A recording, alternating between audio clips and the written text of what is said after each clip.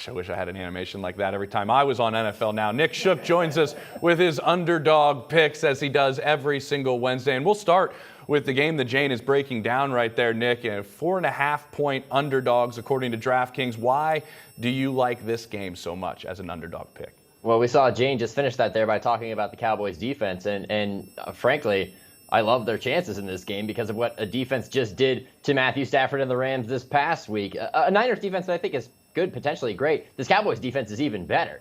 And it really is underscored by Matthew Stafford's performance to this point. He's got a negative touchdown to interception ratio. He's got consecutive games with 0 passing touchdowns. First time that's happened since way back when he was in Detroit in 2016. And their offense has basically been him trying to force the ball to Cooper Kupp and not having many other options elsewhere. Cooper Kupp leads the league in targets with 54 right now. Now, you match that up against the Cowboys defense that has harassed every passer they've faced so far. They got all over Carson Wentz last weekend. I love this matchup here. Micah Parsons is obviously the headliner here, and he's doing a great job. He may be the future of defensive stars in the NFL. He's outperforming the current defensive star, Aaron Donald, in terms of tackles for loss and QB hits, and he's right on par with QB pressures. But it's about more than him. As Jane just said, it's about more than just Micah Parsons. You take that good defense against a struggling Rams offense, I don't really care what Cooper Rush does. He can keep playing the way he's playing. I think the Cowboys got a good shot in this one. This game has to have more Coopers than any other team in any other game that we're going to have in Week 5. Cooper Rush, Cooper Kupp. How about to a game with the Cincinnati Bengals traveling to the Baltimore Ravens? They're 3-point underdogs in this game, according to DraftKings. Why do you like Joe Burrow in Cincinnati? They did protect him well this past week.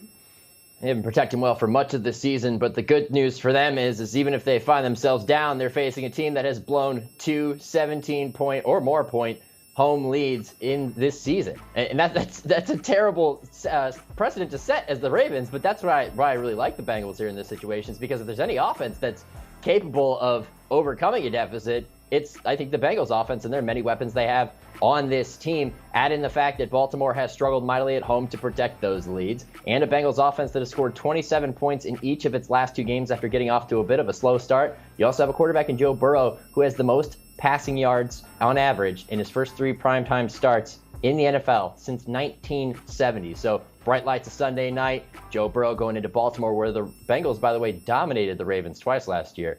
I like their chances in this game. You know, it would have been safe to say, Nick, maybe if you wanted to say before the season the Cincinnati Bengals could lead the NFL in points per game. I don't know how many people picked the Detroit Lions to lead the NFL in points per game, and that's where they stand right now. But they're 3-point underdogs to the Patriots, according to DraftKings. Is this why you like them so much? Well, it seems a little crazy on the surface because the Patriots defense maybe carries a reputation into the season that it should be pretty good, but they're 22nd in the league overall right now. And when you compare that against the Lions offense and what Jared Goff has done so far, we didn't expect this from anybody. As you said, 35 points a game. Patriots giving up 24.5 points a game. There's a 10.5-point difference there that somebody's got to make up. Now, if we look at the history between Jared Goff and Bill Belichick, we know that he held that Rams offense to 3 points in Super Bowl 53 way back in the day, but this is a different team. This is a different offense, and maybe this is a different Jared Goff. What's most important to me, though, than anything else in this matchup, who's playing quarterback for the Patriots? Are we getting Brian Hoyer? Are we getting Bailey Zappi? Are we getting Mac Jones? I think that's probably the least likely of the 3. If it's Bailey Zappi against a defense that has been very leaky, gave up a ton of points last weekend, then maybe they have a shot. But I don't think the Patriots necessarily have enough to stop this Lions offense, which I cannot believe I'm saying that. So Lions in this one. Which I cannot believe I'm saying that. How about the Browns are also 3-point underdogs according to DraftKings, as they're going to be at home against the Chargers. What is your take on that? Does it revolve around Justin Herbert? Does it revolve more around the Cleveland Browns and where they stand? Well, I'm not super confident in this underdog choice, but it's been kind of a weird week for underdogs, and this was probably about the closest.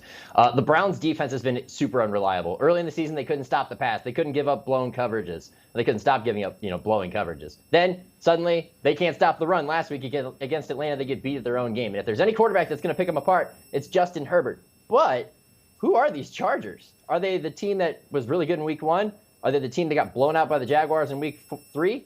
Are they the team that kind of held on to a lead that they built in Houston last week? They got a lot of injuries that they're still dealing with. So do the Browns. But if the Browns can get back Jadeveon Clowney or Myles Garrett in this game, they could potentially take advantage of not having Rashawn Slater at left tackle. Now, Justin Herbert's, he's very good in a variety of situations, but that's probably the Browns' best shot to win this game. If they can control the game on the ground, avoid giving up the massive completions, and get after Justin Herbert a little bit, I think they have a shot here, just not as confident in this one as the other ones.